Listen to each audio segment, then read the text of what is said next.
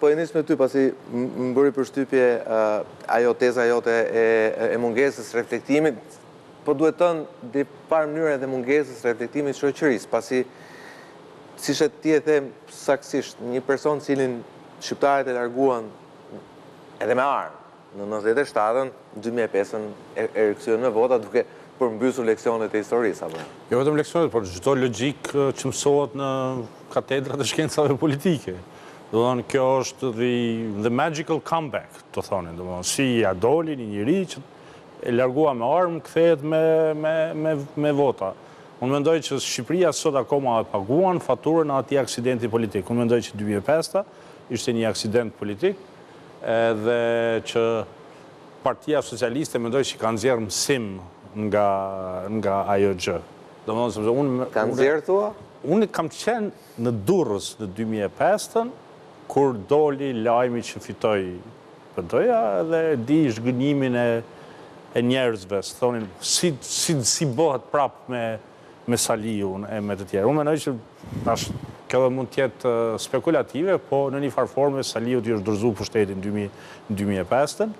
Dhe në vend se që... E ke pothuajse as pak spekulativ, pothuajse as pak spekulative. Edhe mendoj që këtu është leksioni që e ka marrë Partia Socialiste, që pavarësisht dallimeve brenda llojit, pavarësisht përplasjeve, gjërat që janë normale në çdo familje të madhe, ajo nuk duhet të kalojë për të pikës që të përsëritet gjëja që ka ndodhur në 2005. Unë madje kam mendimin tim që shqiptarët kanë reflektuar që në 2009, sepse disa kuti nuk u hapën, thuaj jo me vendim gjykate, jo andej, jo këndej, më thash, diferenca ka qenë jo shumë e madhe që ka...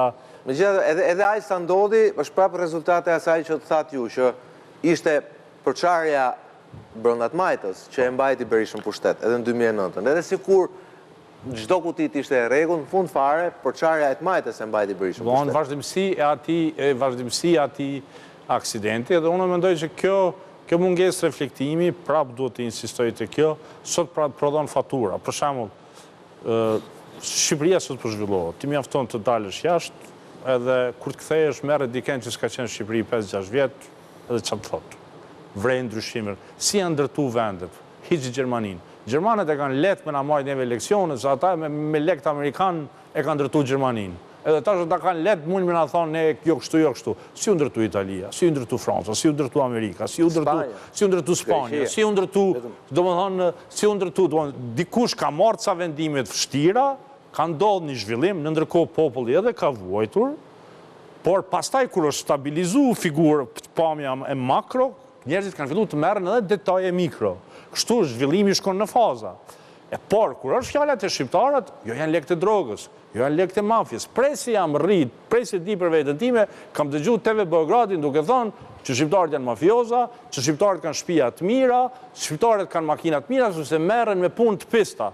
Ne domethënë i ndërtonim shtëpitë sepse donim me tregu që jemi këtu edhe që nuk do shembemi, që ne vazhdojmë, ishte shenjë formë rezistencë ajo gjë, pa ai interpretonte se këta janë kriminal. Shumë interesante ai shembulli i Gjermanisë që këtu me parat amerikanëve se edhe kur janë futur me lexu për këtë fenomen histori, del që deri në kronikat e Habsburgëve thotë se shqiptarët janë cuba, merren me këto stereotipe. Nëse ne ndërtojmë diçka, është e dyshimt.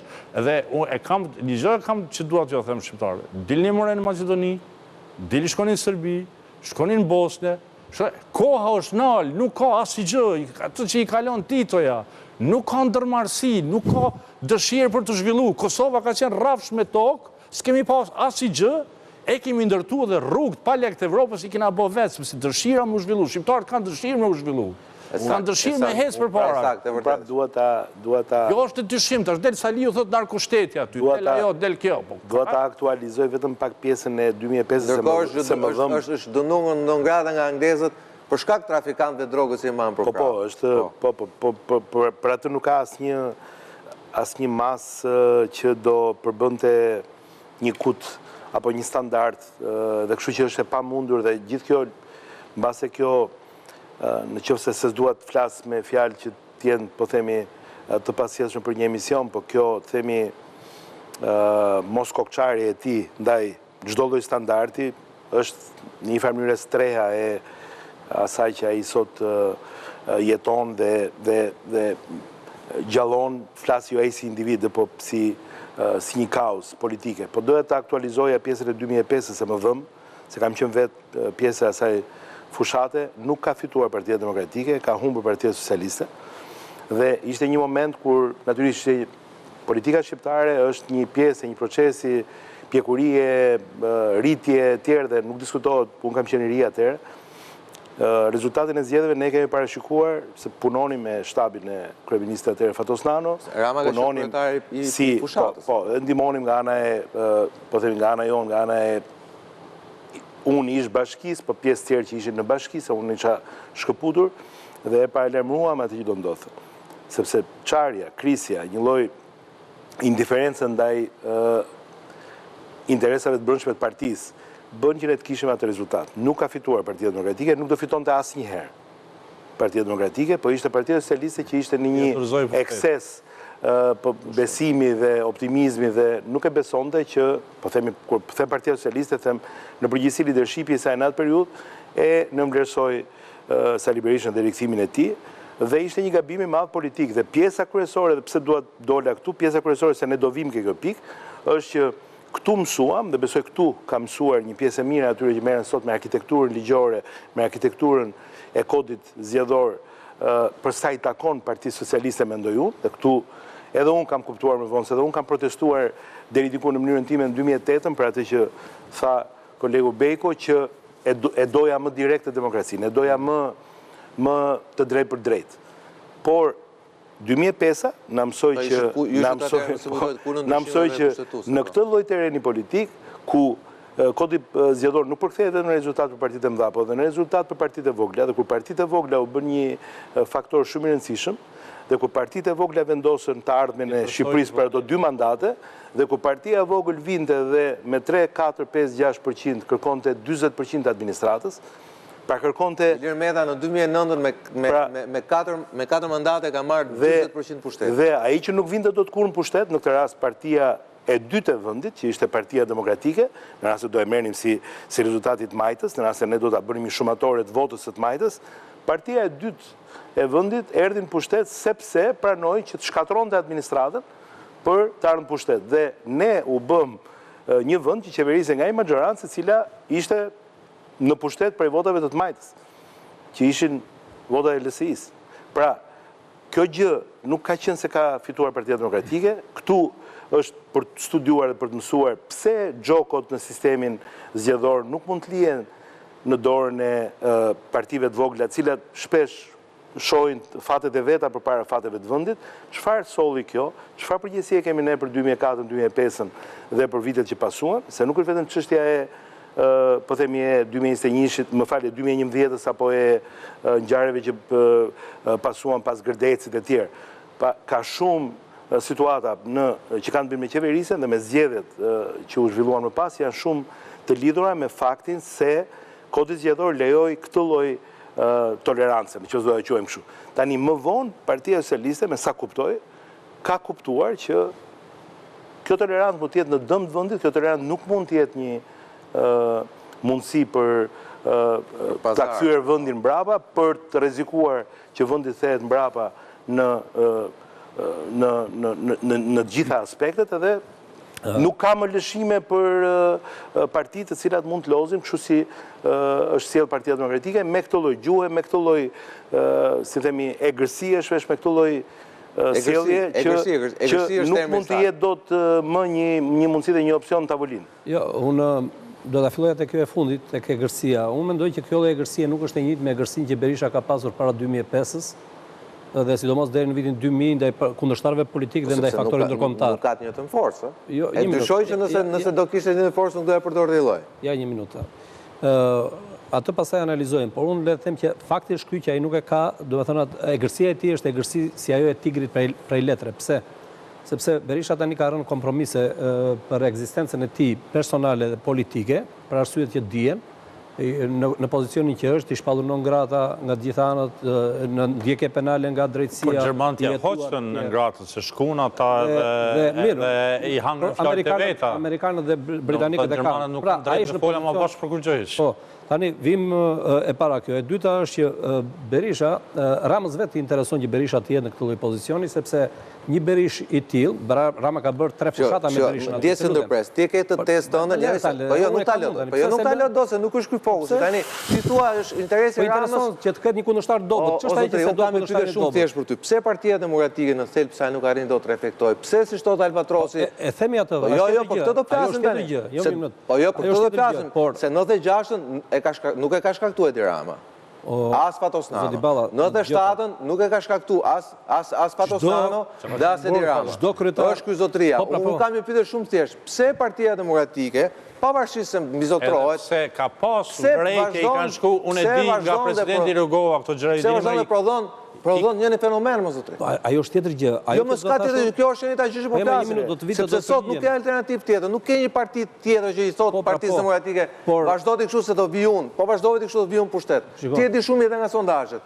Ka një shumicë shqiptarësh që janë më shumë se Partia Demokratike dhe më pak se Partia Socialiste që janë gati të votojnë. Rama është fakt që Rama ka bërë fushat 3 herë me Sali Berishën, me portretin e Sali Berishës. Që do të thotë? Qytetarë shqiptare kanë braktisur Sali Berishën, e kanë bërë në ngrata ata me kohë, po prandaj them më lejo të mbaroj. Se nuk është ky thelbi i diskutimit, problemi është pse Partia nuk është shpaj Edi Ramës, se Partia Demokratike. Jo, më po Partia Demokratike nuk arrin problemin alternativ. Pa mbaruar fjalin, s'mund ta nxjerrësh përfundimisht. Pse keni këtë slengur? Po intereson me Edi Ramës, patjetër që intereson, mo, patjetër që intereson. Ore atë jam duke thënë, kur nuk është ky thelbi i problemit. Nuk mund të pranojmë dot që është përgjegjës. Cili është thelbi i problemit? Është marrëveshja e 2008-s, e cila u bë, e cila përsëri u përsërit me kodin zgjedhor që u bë tani.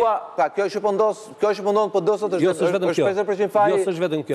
Faji i Ramës. Nuk vura për tani këto janë. Jo, më një minutë. Po lëre tani unë sapo ta thash. Sa ke që hidhesh? Sapo ta thash. Se është muhabet kop, ti e çon muhabetin po vjen të slen. Unë po të them një tjetër. Faji i Ramës është sot që Partia Demokratike prodhon një mini Sali Berisha te Gazmen Bardi, një mini Sali Berisha te Luciano Doçi, një mini Sali Berisha te Rita Tabaku. Jo, ti e devijove, se unë isha duke thënë. Po e devijon ti. Jo, ti e devijove se unë isha duke thënë atë. Unë jam duke thënë që në momentin e ishim duke folë për sistemet. Pra, ajo që tha Bledi për sistemin.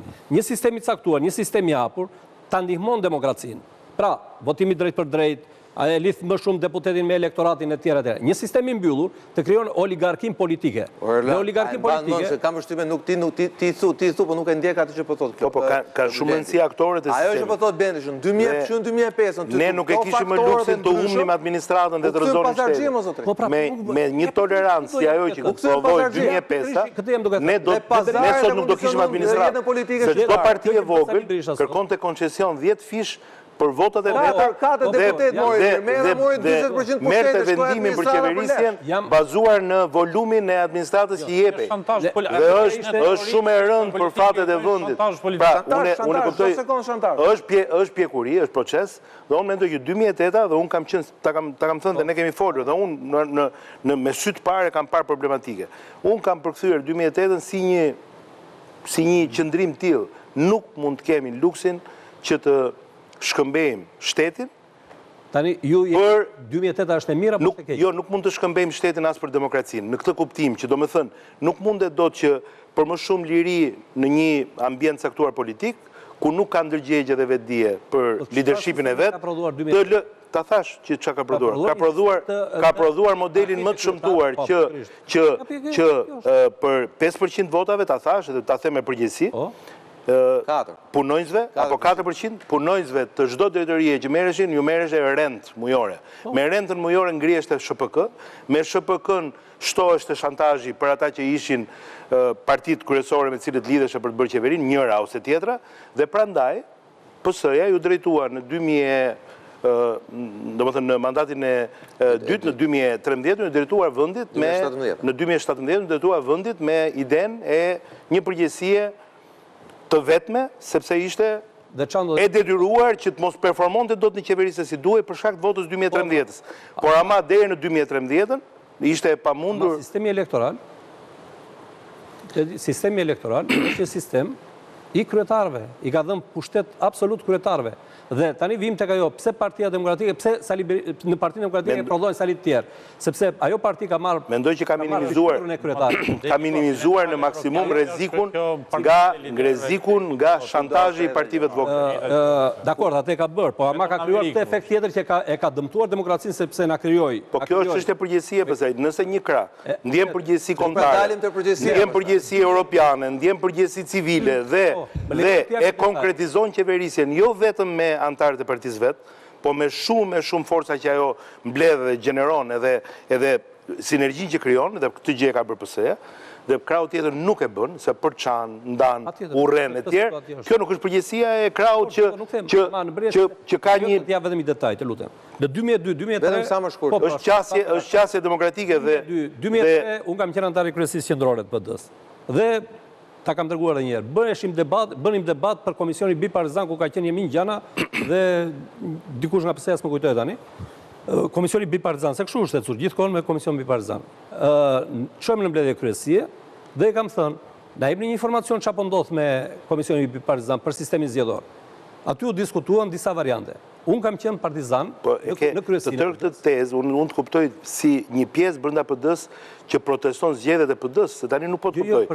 Të tëra këto zgjedhje dhe vendime dhe kompromise nuk bëheshin dot pa PD-n. PD-ja, domethënë, në kuptimin e PD-s nuk mund të protestojë dot për zgjedhjet që ka miratuar vet, se nuk ka reformë zgjedhore dhe nuk ka kompromis zgjedhor pa PD-n. Reforma zgjedhore është bërë me dy forcat e mëdha. Po pra, dhe propozimi ishte që të futemi në sistemi proporcional rajonal, me listat të hapura nga ana ime, avokat Ngjela... Kjo është debat brenda PD-s. Avokat Ngjela... Kjo është debat brenda PD-s. Jo, duroj një herë ta mbaroj, se dhe kisha mbaruar. Avokat Ngjela, po mos zëruj që ta mbaroj. Avokat Ngjela kërkoi mazhoritarin siç ka qenë. Mazhoritar, drejt për drejt. Arsyeja jonë, që u bë shumica e kryesisë PD-s ishte të ndrojë sistemi për dy arsye. Një, të kontrollojë që mos kandidojnë të fortët, të cilët deformojnë zgjedhjet, plas lufta, vidhen mandatet e tjera, dhe me qëllim që t'u jepej akses kryetarëve dhe forumeve të partisë që të bëjnë selektimin. Cili variant fitoi? Varianti ky u bë më vonë, jo në atë periudhë, u bë varianti që kemi sot. Me proporcionalisht. Por kryetarët e bën dhe më keq, sepse kryetarët... Okej, po vete nise ta thua që luftove kundër bayraktarizmit, që është një pjesë e kulturës sonë, e mënyrës sonë. Nuk ka fajin vetëm si çështja se prodhon perishizmin. Albatros, pse i njëjti model që bien dakord të dy liderët në 2008 politik për zgjedhjes e tjera, në dyja partitë funksionon ndryshe. Pse tek njëra parti ngushtohet dhe tjera parti zgjerohet. Dhe po marr shembullin e Dendit, i cili ka qenë bashkëpunëtor në ditën 0 me Edi Ramën dhe ka qenë dhe kritik i ashpër i tij në momentet po ashtu kritiket e Edi Ramës. Por ja ku është Dendi sot, që jep kontribut shkëlqyer te sektori vet dhe është figurë kryesore e Partisë Socialiste për krah Edi Ramës. Dhe jako e ke Partinë Demokratike, e cila jo vetëm nuk ka asnjë person kritik anash Sali Berishës, po dhe ata persona që kanë qenë dikur kritik, sot janë lëpirësit e tij më të mëdhenj. Mendoj që sistemi zgjedhor që ne kemi është se të dy partitë kanë paguar faturën e njëjtë, edhe ka ardhur deri te ky kompromisi. Nuk është bërë nga dashuria, nuk është bërë nga, po është fakti që kanë paguar faturën e njëjtë në raport me partnerët e vegjël që kanë shantazhuar partnerin e madh. Por kjo pjesa tjetër për cilën ti po flet, është thjesht janë dy botë të ndryshme. Është bota e Sali Berishës, i cili sa herë kaloi nga ajo klinika që është përballë ish klinika bllokut përballë Artigianus, se aty më ka ndodhur, më ka treguar dikush atë historinë e atyre gjëra, më kujtohet më kjo. Sali Berisha ka qenë idhull i rinisë time, ta kemi qartë, kemi menuar se është më i madh se jeta, e shpëtoi Shqipërinë, bërje të tjera. Sali Berisha vjen nga ajo mendësi. Edi Rama është diçka tjetër. Pavarësisht prirjes shqiptare, se ne gjithë shqiptarët jemi pak autokrate, kështu është gjenetika ajo. Që njerëzore në përgjithësi. Po, por megjithatë nuk i takon asaj mendësie. Dhe unë mendoj që fakti që Edi Rama e ka një mendësi të caktuar, du me dalë këtu një gjë tjetër, është arsyeja pse për shembull Gjermanët bëhen nervoz me të. Pse Gjermanët thëjnë gjitha parimet që i kanë edhe shkojnë ja hapin derën personit që kanë thënë ne nuk do flasim me një non grata, edhe shkojnë po i njëjti njeri, flet me të e bë, sepse Edi Rama është një figurë që është jashtë asaj konvence, asaj kornize, edhe tash duhet me përdorë diçka në mendjen e tyre që këtë njeri mundet me kthy, me rëdzu, ta kemi qarta. Nuk menoj që rëdzohet Edi Rama me Sali Berishën edhe as me produktet e ti, dhe më thonë në gjë. Edi Rama mundet me ra në 3 mënyra. E para e merr zoti, e dyta një aksident si ajo që ka ndodhur në 2005, ku do më thonë i lejohet tjerëve thjesht ajde futun i të bëhen as shumë neglizhent, ose një reform... Ju dhurua për Sali Berishës, po është debat ose një reflektim demokratik që unë menoj që një forcë si Partia Socialiste edhe mundet me ndodhë. Pa ndodhi brenda PS-së tonë. Mendoj që mundet me ndodhë, sepse nuk ka mekanizma dhunës që mundin me ndalë, nëse ka reflektim brenda Partisë Socialiste mundet me ndodhë. Sepse s'ka mekanizma dhunës që mundin me ndalë. Po i thoni alternativa e Berishës ka 0 shanse. Alternativa Berishës... Kur tem Berishës, që Berisha vetë biologjikisht. Edhe me mendimin e Gjermanisë, kemi edhe element tjerë që... Domethënë sepse Gjermania luan fliqt. Luan fliqt Gjermanë, luan fliqt. Kanë luajtur fliqt në Maqedoni, kanë luajtur fliqt në Kosovë, luajnë fliqt kudo, sepse ata e kanë ndërtu vendin e vetë jo me lekët e tyre. Për shembull, të fusin në gjëra, me bë gjëra, Hashim Thaçi ka bërë gjithat nam, dhe në fundet që unë vetëm thjesht me tregu që bëjmë diçka. Në Maqedoninë e detyruan me ndryshu emrin, ku është Maqedonia sot? Shqipëria nuk duhet me leju me bëjë eksperimente elitiste në kodër, Prandaj kjo që po thua, çon ujë tek mulliri që përgjegjësia jonë është vendimtare. Dhe e the dhe vetë që kur fole për Partinë Socialiste tani dhe për mundësinë e humbjes, ose po themi për liderin dhe mundësinë e humbjes. E di cila do ishte një mundësi ose skenari në rast se Partia Demokratike do ishte një parti moderne, objektive, e vendit vetë, a je i bindur që në 2 mandate, a jemi të bindur, jo 1 minutë, jo, po janë shumë, po me ngjarje që unë u ishënova se ne tentojmë të harrojmë. Për një qeverisje që të jetë sukses. Unë ja u them, nga unë ja u them dhe kam jo pak vite në politikë teritorin elektorat.